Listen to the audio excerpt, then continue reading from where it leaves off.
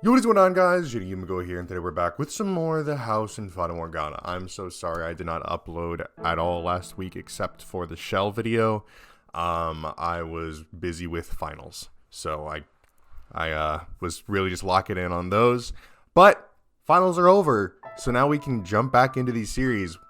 As for where we left off where we were basically trying to get through to the nun, under the assumption that she was somehow connected with the swordsman, which we still think she is. However, she's denied being romantically involved with him, and really she's denied being all that involved with him at all.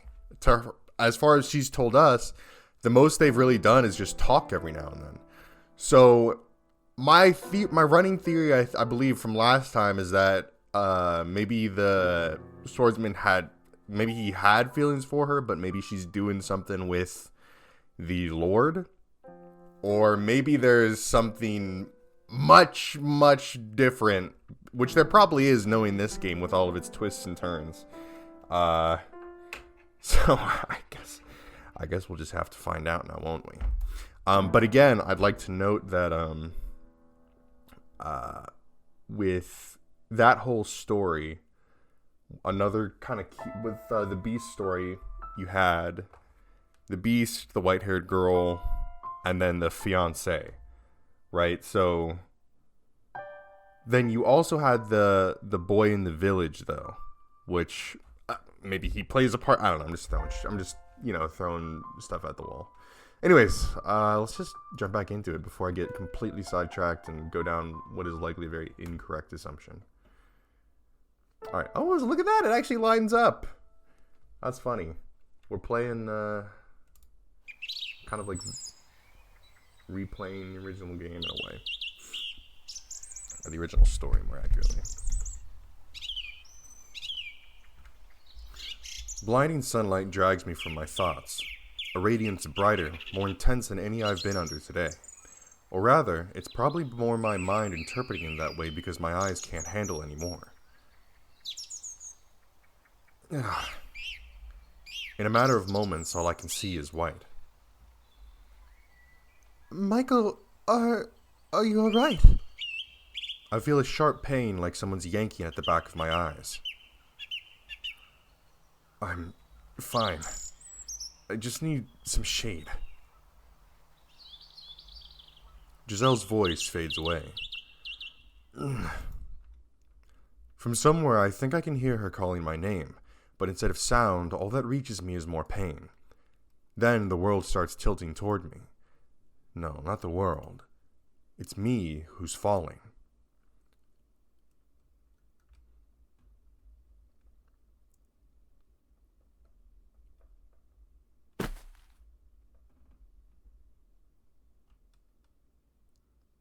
Looks like we are still to some degree confined by our physical limits.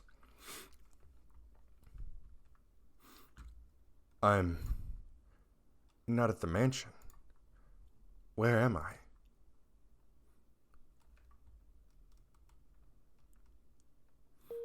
Oh. You're awake. Morgana? What are you doing here? Does my appearance disturb you? That is to be expected, I suppose. I'm hardly what you would call attractive, after all. Morgana. How do you know my name? How do I know your name? I came to save you. Where is this? Aren't you in the... Huh? What just happened? I tried to say observation tower, and my voice completely disappeared. Where is this? I'm not sure how you couldn't know. This is the witch's cottage by the lake. I found you unconscious outside my door, so I presumed you came here in search of my herbal medication. Unconscious? Outside her door?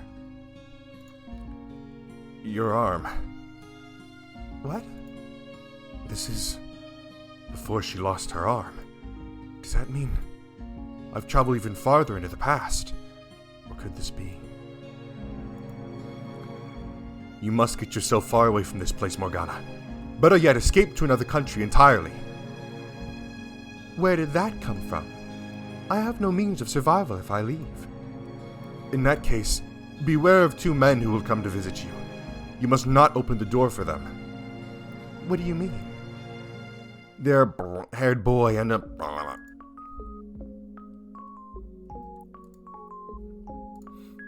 Why do I lose my voice for all the most important details?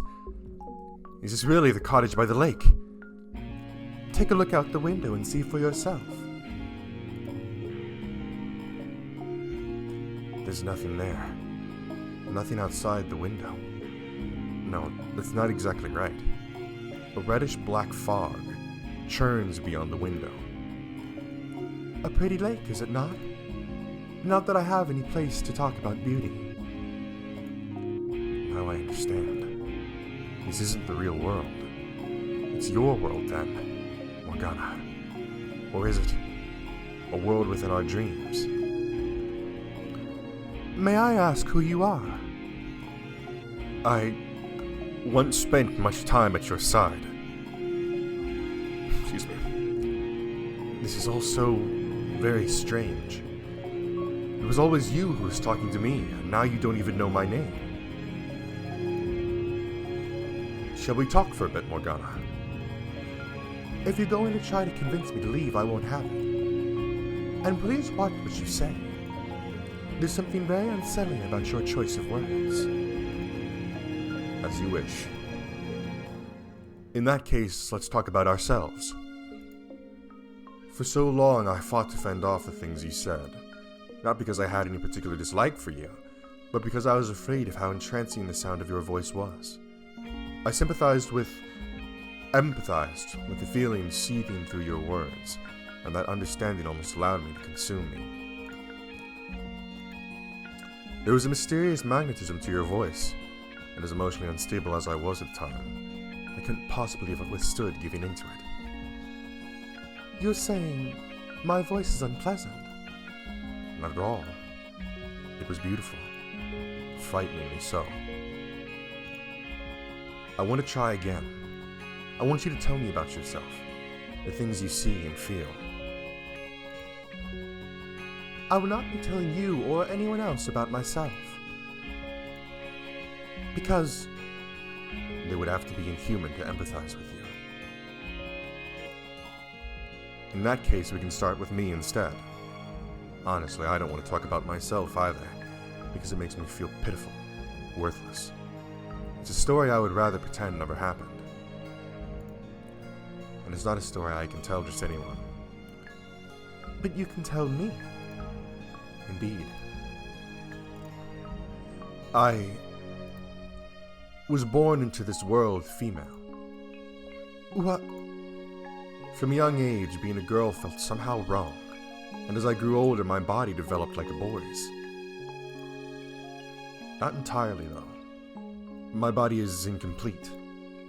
I'm missing one thing every man is supposed to have. The change drove my mother to madness, and she hid me away, for I was unfit to be in the presence of others. That was when I was 14 years old, and that marked the end of any semblance of normalcy in my life. Morgana, you once told me that our fates were decided before birth, both yours and mine alike.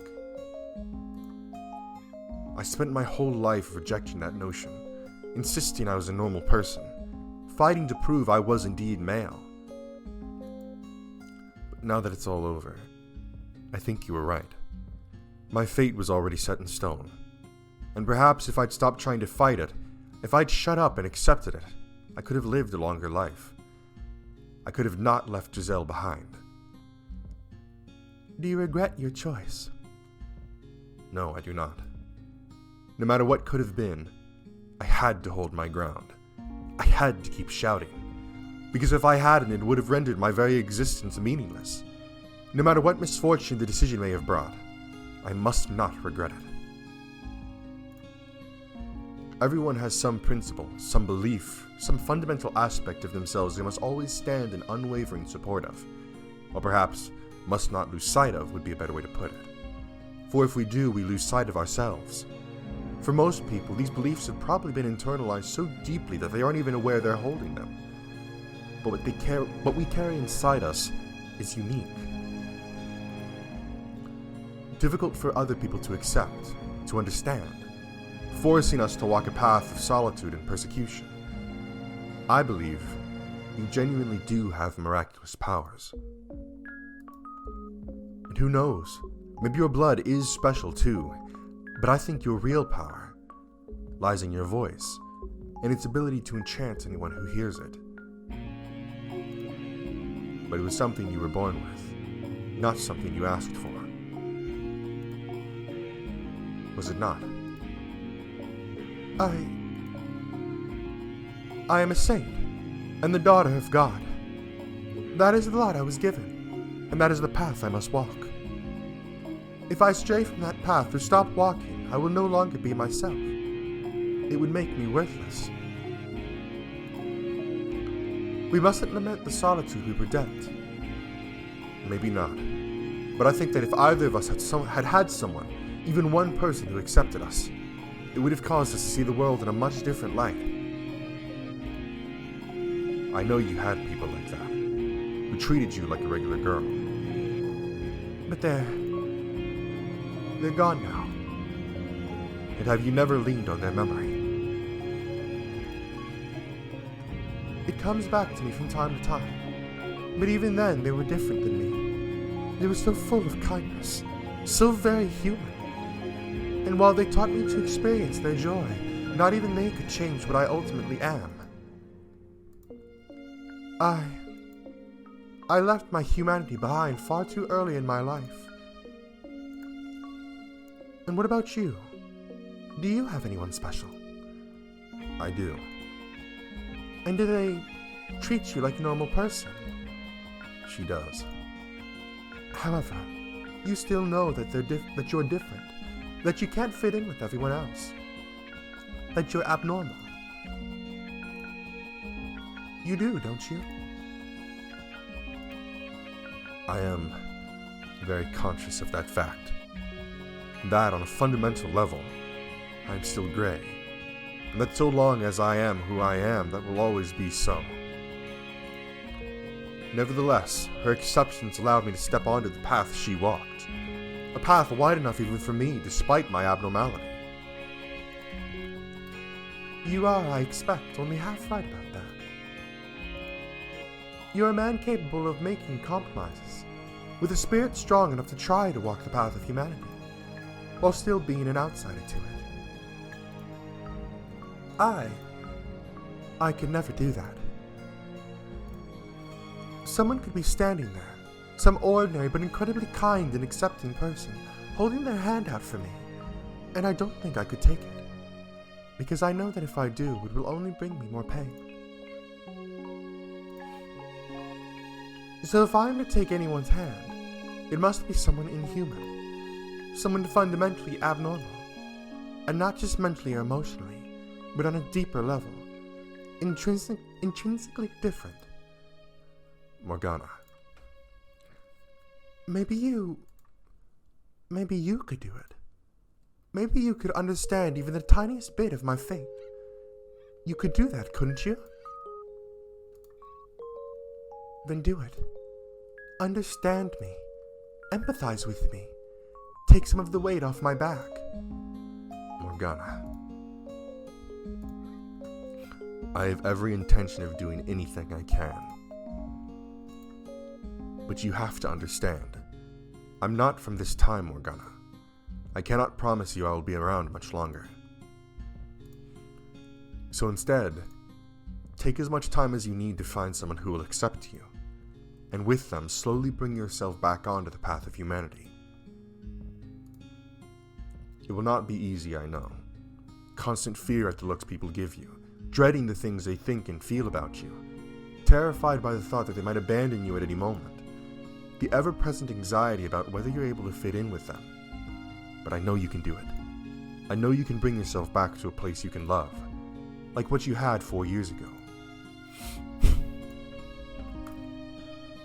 You really are.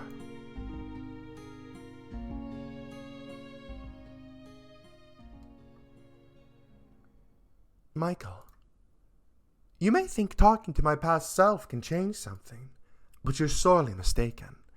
Nothing of the girl you see there remains. Poke and prod at the past all you like.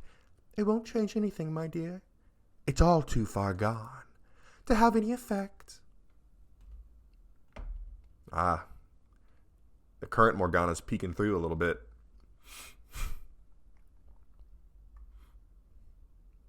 Michael, are you there? Are you all right? Get up, Michael, please.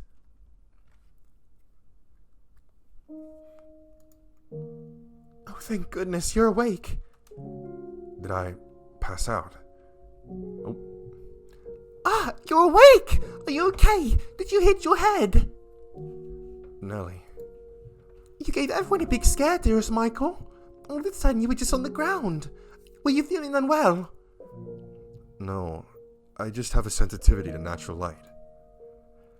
I apologize for any concern I caused you. Sorry for worrying you too, Giselle, and for that rather shameful display. No need to apologize. Like you said, you're sensitive to sunlight. I'm just glad you're all right, Michael. If anything, I should be the one apologizing for putting so much pressure on you. I had no idea it was so bright out. As long as you're not sick or anything. So you're feeling better now? My head still hurts a little, but yes, I'm fine. What time is it? Almost supper time. Which means I better get going back to the cottage. Was I really out that long? At least you woke up before supper. I should get going though. See you tomorrow, Michael. Good night, Nelly. Tomorrow is the day before Morgana's supposed to die. Her time is limited enough as it is. That's sad. Giselle, I saw Morgana. What do you mean? How? I don't know if it was in a world of her creation or simply a dream.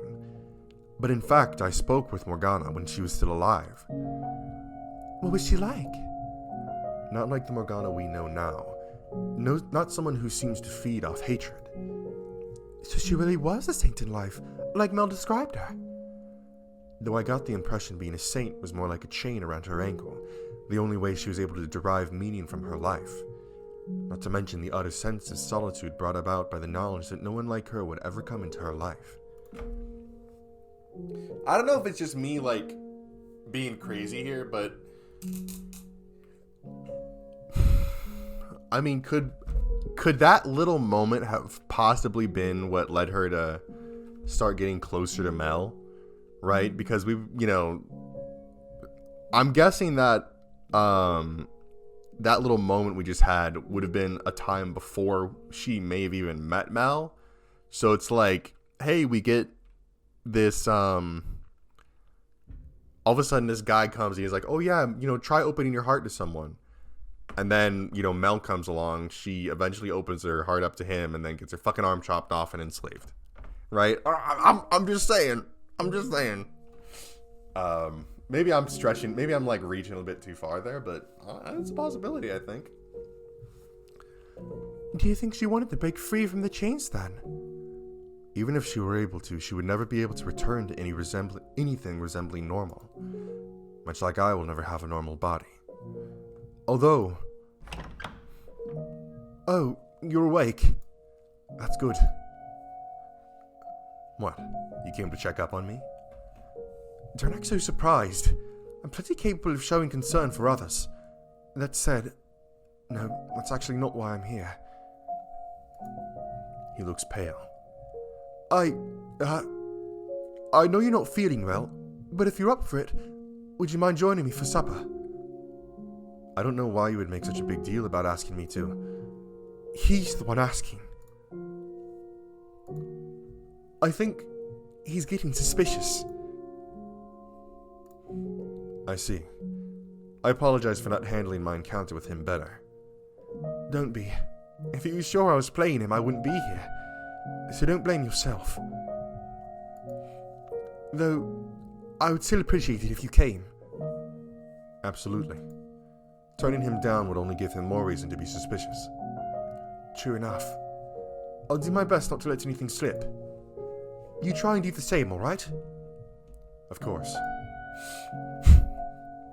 Well, let's get going then. Alright. I think this is going to kind of be our final showdown here. Could the knight have told him what I said to her? Whatever this is about, we don't want to keep him waiting. Be on your guard. I will. Jesus.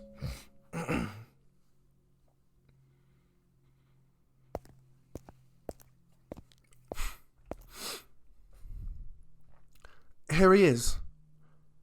I see that. I've been waiting. I saved you a couple of seats, so go on, sit down.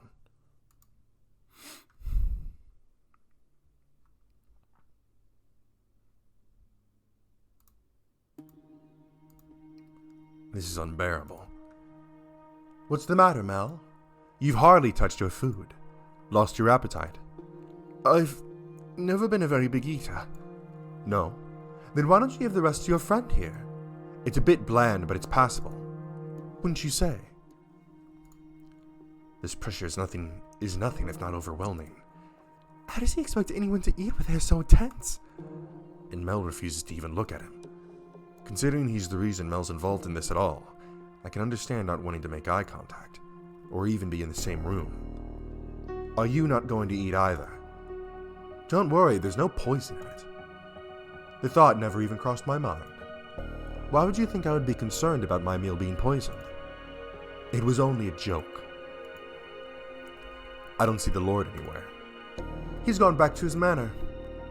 I thought you were his bodyguard. He's a lord. He has more than one bodyguard. Why did you invite us to supper? Is there any reason I shouldn't have? There are plenty.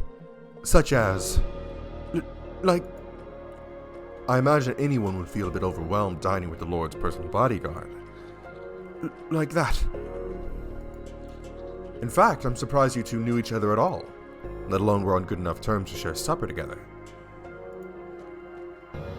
You haven't told this man anything, have you, Mel? Nothing. All I told him was that you were the Lord's bodyguard. I see. You want to know what kind of terms we're on? We're accomplices. Such a shame that this is how your reunion had to turn out. You finally get to see him again, only to learn he's a criminal. Wait, was you... What crimes might you be referring to? Take a guess. What sort of atrocities do you think we're committing?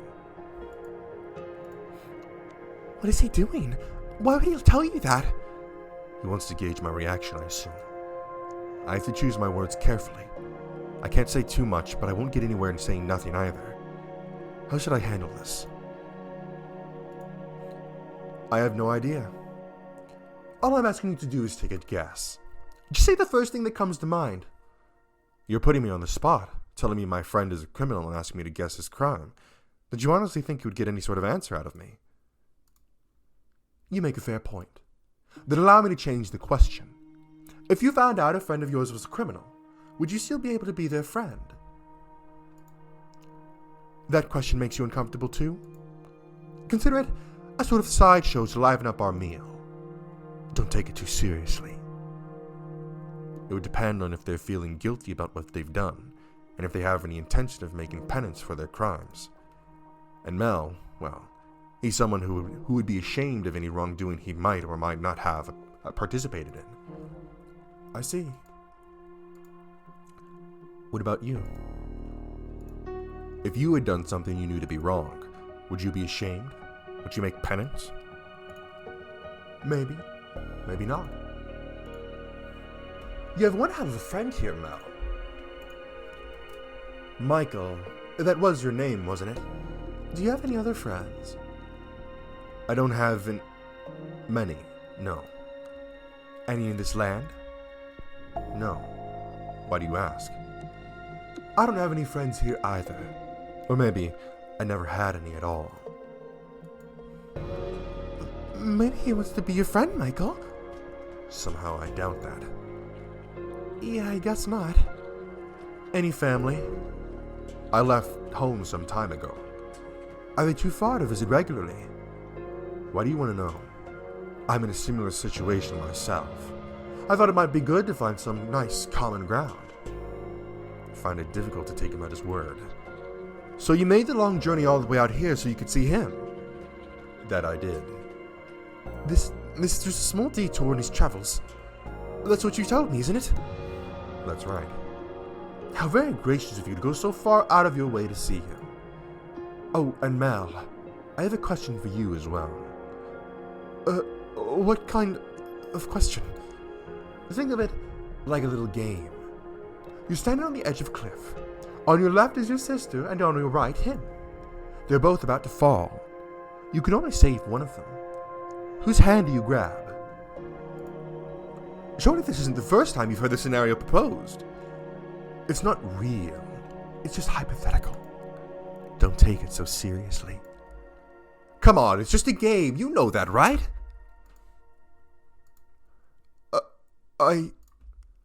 You don't need to answer. As he said, I'm only here to see him. When I heard there was going to be a festival, I requested permission to remain until then. If that displeases you for any reason, I apologize. But hypothetically or not, a question like that makes it uncomfortable for everyone involved. Or are you trying to make him feel cornered? Not at all. It was merely a question. I never meant to make him uncomfortable. My apologies. Now, I suppose I should take my leave, as it seems my presence makes it hard to enjoy the food. Relax, I'm not staying here tonight. I won't get in the way of your reunion anymore. You said you'd be here until the Harvest Festival? You're supposed to be putting on quite the impressive event. Look forward to it. May I ask you one thing before you go? Hmm? What do you think of the nun? Are you very close to her? I'm not close to anyone. Ooh. That was a bold question, Michael. That was a fucking bold question. So, yeah, thank you. I was hoping to handle it better than that. But I just can't seem to keep it together around him. I'm really sorry. I can hardly blame you. Thanks. There's something really unsettling about him. I can't say I disagree. What was the deal with that question anyway? The cliff one? Yeah. I think it's best if you don't linger on it. Any way you look at it, he had to be... Never mind. Anyway, keep your eye out. You probably want to be extra careful tonight. After all that, I'm scared he might not be up to something. There's no saying where he actually went. I'm with Mel. I have a bad feeling about what he might do. After a conversation like that, you'd be crazy not to be on high alert. That would be wise, yes. I plan to head straight back to my room. Yeah, that sounds like a good plan. Do you really think he'll be able to get his key? I still can't bring myself to believe there's anything between him and the Sanctus. And the Lord's pretty much always inaccessible. Does the Lord say anything when you're all together? Such as... anything at all. Something to give me some kind of idea of what kind of person he is. Sorry, I've got nothing. I usually keep my mouth shut when I'm with them, and they hardly talk to each other. I see. Sorry. I'm pretty sure you've already heard this, but the Lord's an incredibly suspicious man. I'm not sure he's capable of trusting anyone at all. So it's not really a situation where I can go up and ask him about his personal life. Excuse me. After several failed assassination attempts, among other things, he's just going to be suspicious of everyone around him. If someone's walking up to him and he even thinks he might try something, that's all it takes for him to have them beheaded. As a person, his reputation's awful, but he has done a lot to improve the city's economy. So the merchants and artisans think he's alright. And, out of curiosity, what is the Lord's name? Huh? Oh, you don't know that either? His name is Jean-Francois Barnier. Jacopo? What? That name doesn't fit him at all. Not one bit. He does not look like Jean-Francois. Could that mean he's not the Lord, then? No, the Lord's the only other person who did enough to earn Morgana's wrath and be on the receiving end of her reconstruction wish. It has to be him. But between this and the nun being named Marie, things are starting to get a bit muddled. Hold on a second. I think I've heard the name Bonnier somewhere before. There's a diary in the library when I lived in the mansion, as I recall, written by someone named Bonnier. Actually, now that I think about it, that same diary also showed up in Mel's next life. In it, he was complaining about not having gotten the larger of the family estates. And about Harvest, I think. That was one of the books your family sent you, right? Actually, that was one of the books they didn't. It was already in the library when I arrived. You think he could have written it? And here I thought it was just the scribblings of a disgruntled noble. If the book really is that old, I'm amazed it was in such good condition for so long. We can't be more than 100 years beyond our own time, so it's not inconceivable it would still be in good shape then. But Mel came back many hundreds of years after that. It's almost like he was frozen in time. You know, I think time may have actually been stopped during the times the mansion wasn't present in the living world. I kept it clean, yes, but one person going around dusting wouldn't be enough to keep it from falling into disrepair over hundreds of years. Just what on earth is this mansion? Is it also part of Morgana's miracle? What's the matter? You've just been standing there staring off into space. Oh, sorry. I got lost in thought. You seem to do that a lot, just going off in your own world. I swear, you've got to be more absent-minded than me. That's not important though, I guess. Anyway, so I've been trying to think of ways I can help, but sorry, I haven't been able to come up with anything. It's fine. I'm simply glad to have you on my side. Sure. Well, I should be getting back to my room. If you have any good ideas, let me know. I will. I should head back too.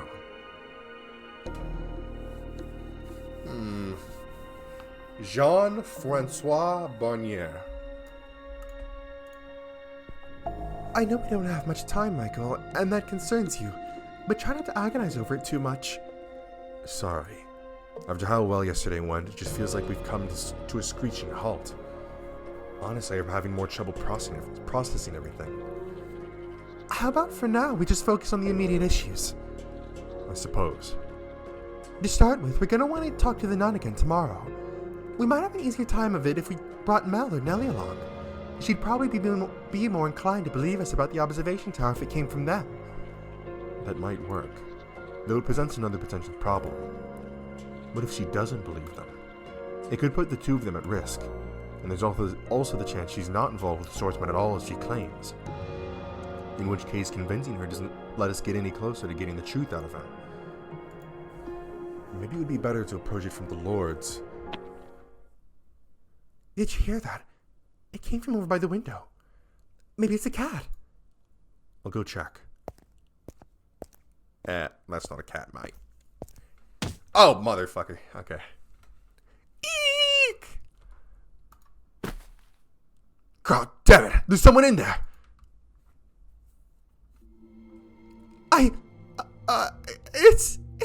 It's a ghost! There's a ghost out there! Get away from the window! Hurry! You don't want it to possess you! Calm down. Your scream startled me far more than anything. How am I supposed to calm down? We have to go find Mel and get another room. We can't stay in this one any longer, no way! I don't think it was a ghost.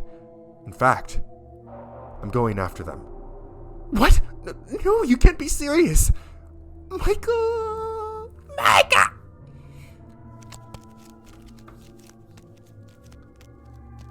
I'm pretty sure they went this way. Let's go back to the mansion. You're chasing a ghost. You're out of your mind. You know, now that I think about it, she's essentially a ghost herself, afraid of another ghost. I think I saw movement in the bushes over there. Is this the one? Let's see who it is. Ah! Aha! Well, what do you know? It's the blonde-haired maid from Jacopo's story. Damn! Oh! Hold up now. Hello, mama. God, you found me.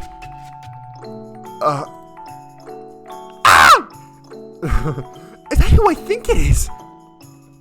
Be a good boy and pretend you never saw me. Got it? I'm off. Hold on. Go after her. I fucking knew it. I knew she was gonna come back at some point. So, alright, I've got two theories here. Theory number one, this blonde-haired harlot and the nun are a thing.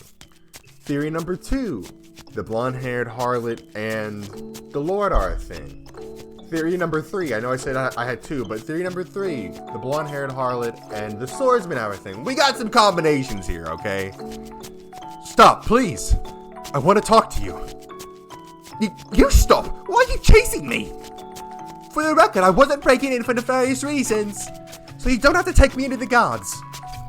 I'm not gonna report you. All I want to do is talk. I've got nothing to say to you. Well, I do, so please stop. What's your deal anyway? You some kind of creep? No. How the hell is a man chasing a woman down a dark road not a creep? As if you look any less suspicious. Go off and stop chasing me, damn it. Then stop running. Is someone there? Perfect. Help! Please, I'm being chased by a strange man. What are you... He's gonna do terrible things to me. Ah, it is the nun.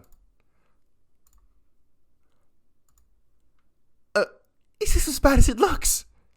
It's worse. What's going on here? Wait a minute, don't do anything rash. I can explain, I'm completely innocent. Maria?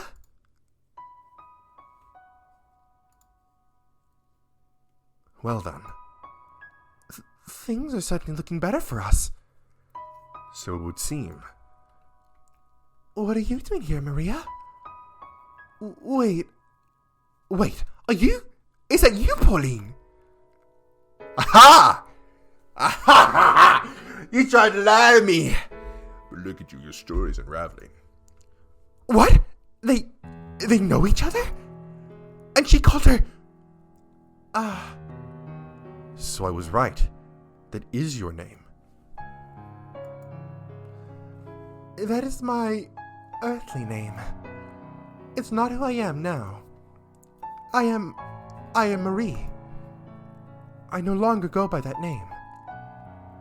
Marie? That's your name?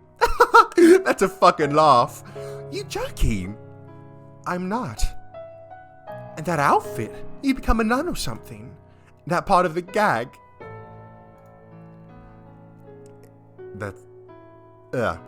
That's why you call yourself Marie, huh? Name suits you a hell of a lot better than me. The Virgin Mary's namesake grows up to be a whore, while sweet little Pauline grows up to be a genuine Virgin Mary. What do you say?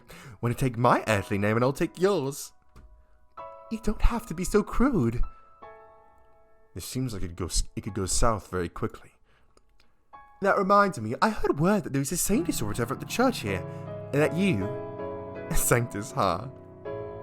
That's just what people call me. I don't actually consider myself a saint. Pure as ever, I say. If it were me, I'd put him up on that pedestal, bask in their worship for a while, then swipe all the tires and get the hell out. You're unbelievable, Maria. Oh, I'm just kidding.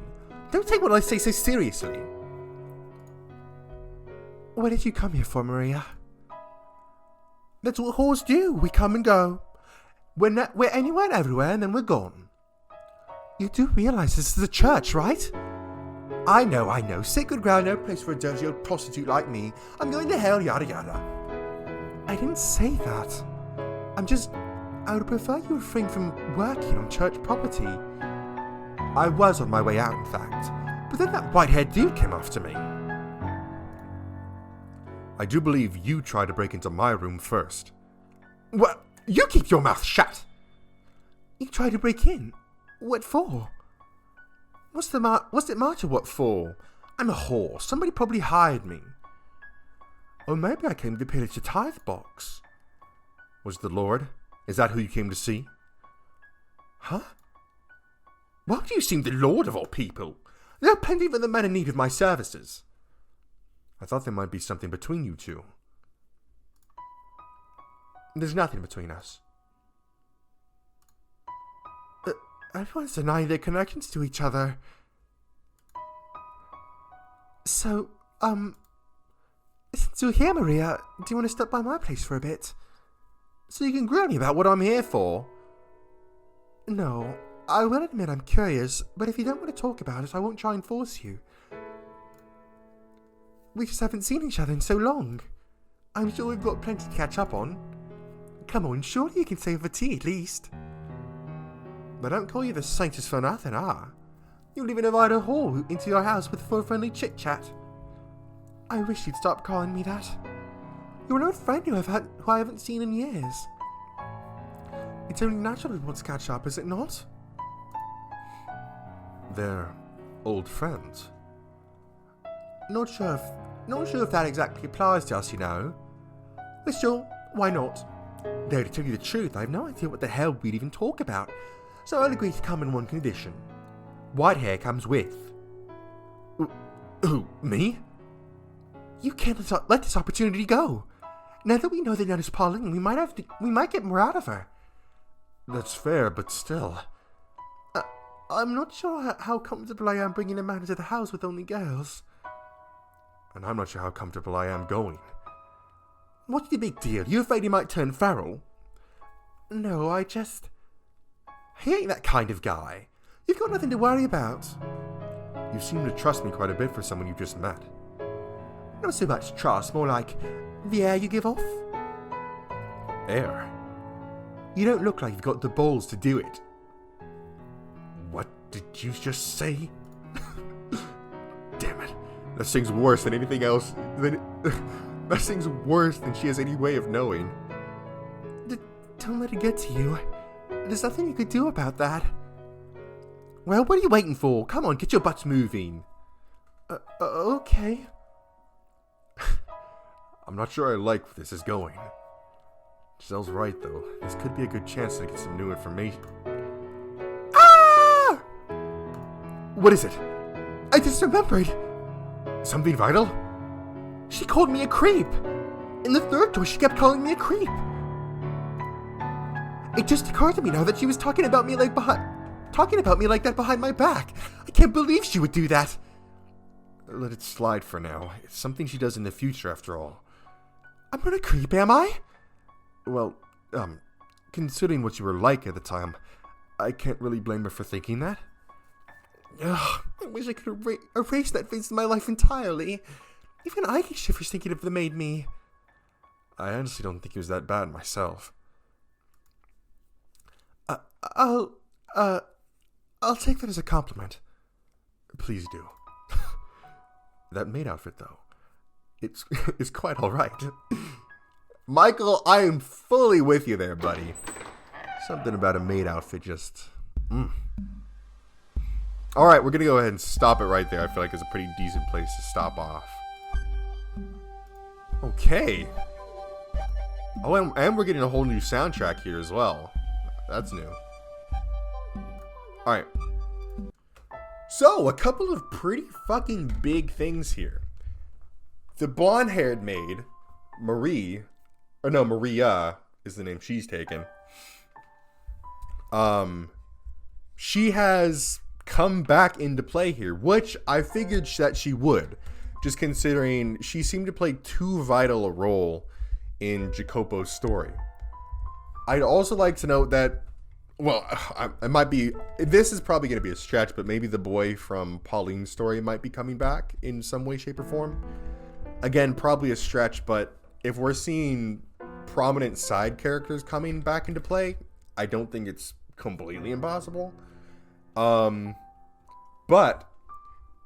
let's see here. So Pauline and Maria know each other. However, when in the sequence of the doors, they were in two completely different eras. Marie was in Jacopo's era, and Paulette, which is I believe her name in the B story. Maybe it was Pauline, but anyways, Pauline was in a completely different era.